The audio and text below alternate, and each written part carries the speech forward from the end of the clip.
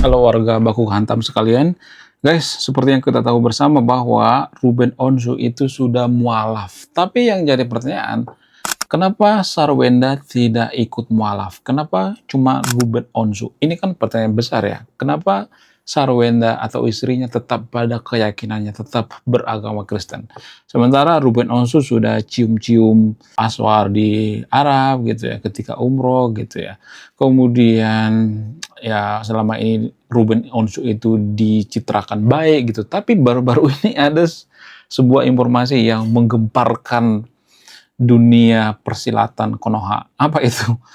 Kemudian kenapa Ruben Onsu itu nekat mualaf gitu? Apa alasannya? Apakah benar karena hidayah gitu? Apakah karena bisnis gitu? Apakah karena dagangannya supaya laku gitu? Apa sebenarnya di balik ini semua? Benarkah ada dugaan yang mengatakan Ruben Onsu selingkuh? Apakah itu benar atau tidak? Langsung saja kita ke pembahasannya. Mari kita gaskan. Kalau saya perhatikan di zaman sekarang ini, semenjak era media sosial, banyak orang yang selingkuh kalau saya perhatikan. Tidak hanya satu dua orang, tapi banyak banget yang selingkuh. Tidak hanya artis. Zaman dulu yang sering selingkuh itu artis, tapi zaman sekarang ini masyarakat biasa, konten kreator dan sebagainya, banyak yang selingkuh gitu ya. Gak semua tapi disclaimer, tapi kalau kita perhatikan menurut data, di Jawa Barat aja ada banyak janda. Salah satu provinsi penghasil janda terbanyak di Konoha itu yaitu Kabupaten Pangandaran ya. Baru-baru itu kan lagi viral tuh di media sosial, ada ribuan janda gitu ya. Kemudian di Sukabumi, ya kemudian di Cianjur, ya di Bogor juga banyak banget ya. Nah, yang jadi pertanyaan, kok bisa gitu ya? Kok bisa warga Konoha itu banyak mengalami yang namanya perselingkuhan? Apa alasannya? Apakah ini faktor daripada bawaan lahir? Apakah faktor daripada karena media sosial dan lain sebagainya? Jadi sebenarnya kalau boleh jujur ya, tidak hanya Ruben Onsu dan Sarwenda juga yang cerai atau artis. Enggak, tapi sebenarnya kalau dari sudut pandang sains, ya kita bicara dari sudut pandang sains ya, cinta manusia biasanya bertahan itu sekitar 2-4 tahun gitu. Artinya gini, kalau kita menikah, kalau kita pacaran dengan pacar kita, biasanya chemistry kita ya, atau kekuatan daripada cinta kita itu hanya 4 tahun. Setelah itu, kita ibarat satu rumah gitu ya, ibarat satu kos gitu ya. Nggak ada hubungan apa-apa gitu, maksudnya nggak ada hubungan cinta gitu ya. Ya karena faktor ini aja gitu ya, faktor kebutuhan aja gitu. Itu dari sudut pandang sains ya, ada penelitian seperti itu ya. Kita bicara dari sudut pandang sains ya. Saya tidak mengatakan bahwa oh ini ada hubungan dengan agama, apa segala macam kesetiaan nggak jadi masalah. Ya, itu nggak ada hubungannya sebenarnya. Ini dari sudut pandang sains ya. Kalau dalam agama memang dilarang ya. Dalam agama Kristen nggak boleh bercerai gitu ya, kecuali dipisahkan oleh maut ya sah-sah aja nggak jadi masalah. Tapi permasalahannya kan Ruben Onsu cerai gitu ya. Kemudian belakangan ini ada CCTV mengatakan bahwa yang selingkuh itu ya diduga ya Ruben Onsu gitu ya, berdasarkan CCTV ya. Kemudian ada yang mengatakan jangan dibongkar-bongkar lah perselingkuhannya sebagainya gitu ya. Tapi apakah yang dipengaruhi oleh agama gitu ya? Kalau dia tetap beragama Kristen, apakah dia akan selingkuh atau tidak? Saya tidak akan menyimpulkan, ada yang menyimpulkannya. Kemudian kalau saya perhatikan ada semacam ini ya guys ya, ada semacam pemahaman yang keliru kalau saya perhatikan. Jadi kalau kita perhatikan zaman sekarang ini kan kita menganggap bahwa perselingkuhan itu faktor daripada media sosial, faktor daripada lingkungan dan sebagainya. Enggak juga guys. Sebenarnya di DNA manusia itu sudah ada gen, bukan gen selingkuh. Gini, ini agak susah memang saya jelaskan ya. Mohon maaf ya bagi yang nonton videonya. Boleh dong kita berbeda pendapat ya. Jangan langsung menghakimi ya. Saya masih meyakini bahwa Tuhan itu ada dan agama itu juga saya masih meyakini agama ya. Saya tidak mengajak yang nonton video untuk tidak beragama. Tapi gini, berdasarkan data, manusia purba itu sebenarnya tidak mengenal yang namanya istilah pernikahan. Ya, jadi kita zaman dulu manusia purba dari sudut pandang sains ya, bukan dari sudut pandang keyakinan ya, dari sudut pandang agama ya boleh-boleh aja kita mengatakan manusia berasal dari Adam bukan dari manusia purba. Tapi dari sudut pandang sains mengatakan bahwa manusia purba itu dulu nggak ada istilah pernikahan. Lalu gimana? Apakah mereka kumpul kebo? Enggak juga. Tapi gini, zaman dulu itu, ya zaman itu kan belum ada yang namanya KUA, belum ada yang namanya Menteri Agama, belum ada yang namanya ketua adat dan sebagainya, enggak. Yang ada di pikiran manusia purba zaman dulu, gimana kita bisa bertahan dari mangsa, dari penyakit, ya, dari iklim dan sebagainya. Ya, mereka nggak memikirkan yang namanya pernikahan, mereka nggak merayakan gitu ya. Ya kalau mereka misalnya suka sama suka, ya biasanya satu tempat gitu ya. Manusia purba seperti itu hidupnya guys, satu tempat.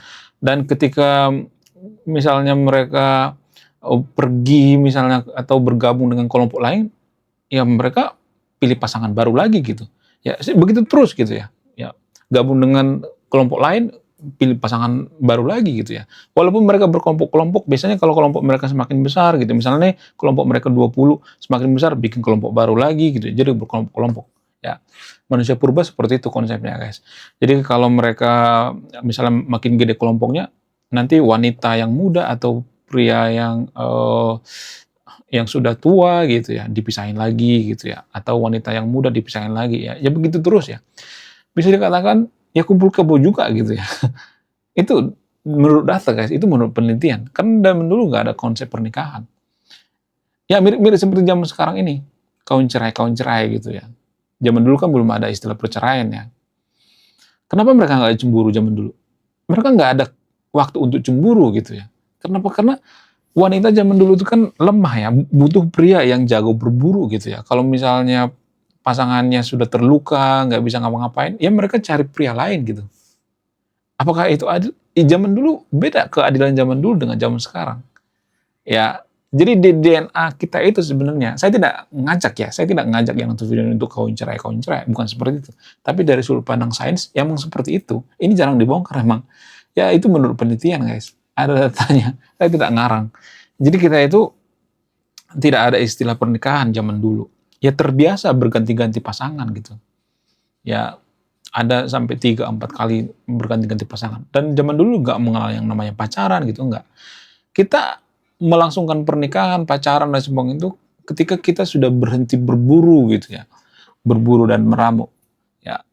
Kita menetap di suatu tempat gitu ya, atau zaman pertanian gitu. Itu yang bikin kita punya pasangan sebenarnya atau pernikahan. Kenapa kita harus menikah? Apa alasannya? Karena warisan. Warisan kita itu diwariskan ke siapa gitu ya. Kalau kita nggak menikah gitu ya, nggak punya pasangan, nggak punya anak gitu ya, nggak tahu anaknya siapa gitu ya. Zaman dulu kan seperti itu ya, karena berganti-ganti pasangan, jadi kita nggak tahu kan pasangannya siapa. Zaman dulu, zaman purba seperti itu, manusia purba seperti itu guys ya. Karena zamannya pertanian ya, kita sudah nggak melakukan yang namanya berburu lagi ya, yang sudah menetap ya. Salah satu peradaban paling tua itu di Mesopotamia kuno. Nah di situ tuh awalnya dilangsungkan pernikahan, ya. Sistem pernikahan kemudian warisan gitu ya. Karena kita memikirkan kalau kita menikah, ya kalau kita nanti meninggal, warisan kita, tanah kita ke siapa, sawah kita ke siapa gitu, padi kita siapa yang ngurusin gitu. Makanya ada istilah pernikahan dan ada istilah warisan. Dari situ tuh awalnya kita punya budaya menikah. Sebelum-sebelumnya nggak ada. Tapi apakah itu ada hubungan dengan sekarang? Ada, korelasinya itu berkorelasi banget gitu. Ya, DNA kita itu sebenarnya nggak didesain DNA setia satu-satu monogami gitu, enggak. Ya, jadi kalau ada orang yang kawin cerai itu saya nggak heran sebenarnya. Ya itu sebenarnya aslinya manusia gitu ya. Yang bikin kita setia itu sebenarnya bukan cinta, tapi misalnya agama, ya tradisi gitu ya. Seperti tradisi tertentu misalnya, ya tradisi agama Kristen nggak boleh ya berbeda-beda, maksudnya nggak boleh kawin cerai gitu ya. Harus satu-satu pasangan. Kemudian ada istiadat yang mengharuskan seperti itu juga gitu ya. Seperti adatnya orang Batak misalnya gitu, atau orang-orang Papua misalnya, orang-orang suku lain juga seperti itu. Nggak boleh kawin cerai. Ya harus satu setia sama pasangan gitu ya. Apapun yang terjadi, mau berantem kayak mau gimana kayak, tetap harus disatukan gitu. Nggak boleh ada istilah perceraian. Nah, inilah sebenarnya yang mempengaruhi kenapa kita melihat zaman sekarang ini di media sosial itu banyak perceraian gitu. Karena apa? Karena kita kembali lagi ke fitrahnya gitu ya. Fitrah manusia purba zaman dulu. Saya tidak nyuruh ya, disclaimer-nya, jangan ditiru ya. Ini hanya terjadi di zaman dulu ya. Disclaimer ini hanya dari sudut pandang edukasi ya, biar kita pahami gitu ya.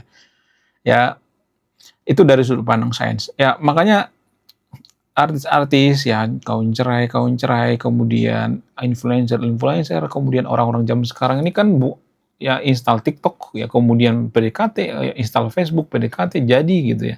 Ya, cepet banget ya nyari pasangan gitu. Tapi permasalahannya ya, yang korban itu anak gitu ya.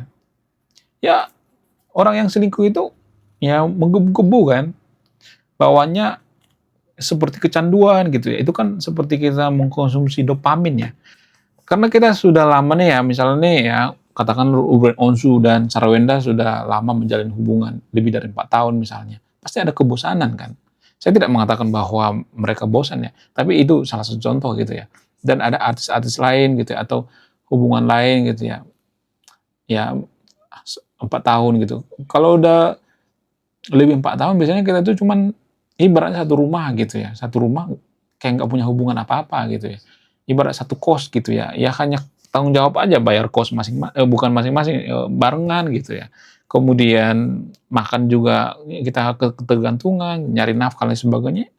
Kalau cinta mah bertahannya cuma 4 tahun doang ya. Itu menurut sains ya. Menurut data ilmiah. Yang bikin kita setia itu sebenarnya agama. Itulah pentingnya agama ya.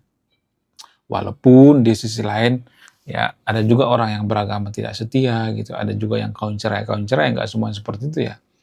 Bang RK ya diduga ya, dia udah pernah menikah katanya. Menurut pengakuan daripada istrinya, istri yang sekarang gitu ya. Jadi kawin cerai itu sebenarnya susah diobatin, kayak selingkuh itu susah diobati. Yang bisa mengobati selingkuh itu hanya ambeien ya. Ya enggak bercanda. Itu warisan masa lalu gitu, dari DNA manusia gitu ya. Ya manusia purba zaman dulu ya. Menurut kalian gimana? Coba tulis di komentar ya. Saya tidak mengajak yang untuk video untuk kawin cerai ya, tapi pada faktanya seperti itu ya. Coba tulis di kolom komentar ya. Oke guys, sekian video ini. Terima kasih sudah memahami. Saya warga intelektual, salam rasional.